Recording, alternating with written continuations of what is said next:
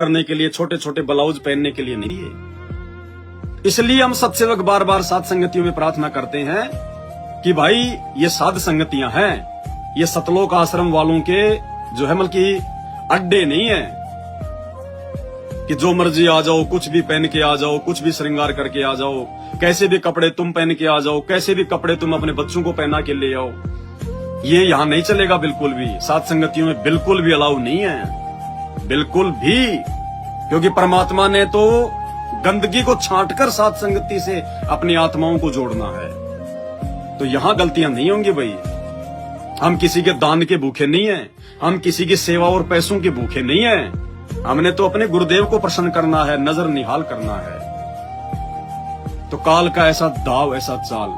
अब सत्संग में बैठे तो हैं हम परमात्मा की महिमा सुनने के लिए, परमात्मा के गुणगान करने के लिए, सत्संग सुनने के लिए। अब काल तो हर जगह होता भाई।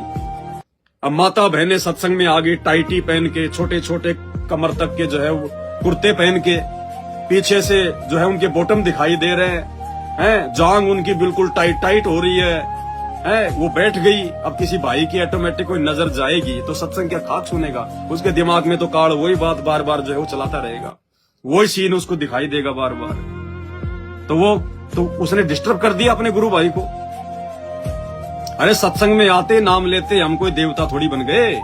परमात्मा कहते हैं मानुष से देवता की और करत न लागी बार। समय लगता है, टाइम लगता है हमारे को भगत बनने में, इन चीजों को अपने अंदर धारण करने में। इसलिए चाहे भाई हो, चाहे बहन हो, चाहे माता हो, हमने अपने गुरुदेव के वचन अनुसार चलना है। हमने अच्छे और सभ्य जो है कपड़े पहनने हैं, ढीले ढाले कपड़े पहनने, पूरे शरीर पे कपड़े पहनने हैं।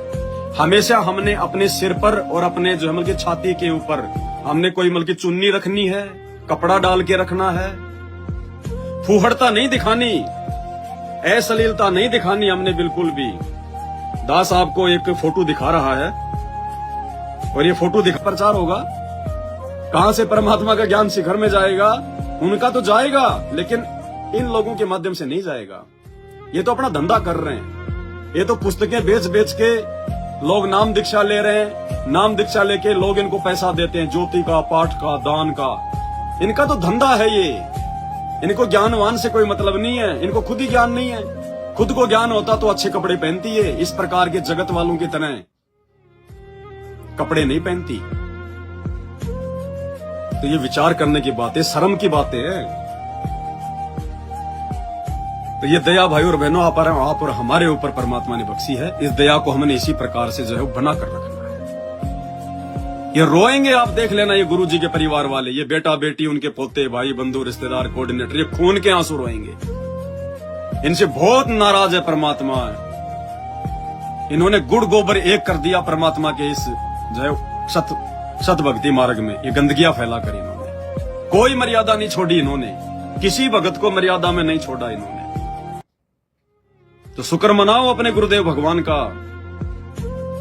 और समय निकल चुका है भाई और बहनों, समय निकल चुका है। अब गलतियों की आगे माफी नहीं है, बिल्कुल भी माफी नहीं है। अब तो कब किस क्षण क्या हो जाए, क्या कोई घटना घटित हो जाए, किसी को नहीं पता। ये आने वाले 3 साल रोज मरने के दिन है, रोज मरने के दिन। अब समय हाथ से निकल चुका है। परमात्मा का वो माफ करने वाला ऑप्शन भी हाथ से निकल चुका है।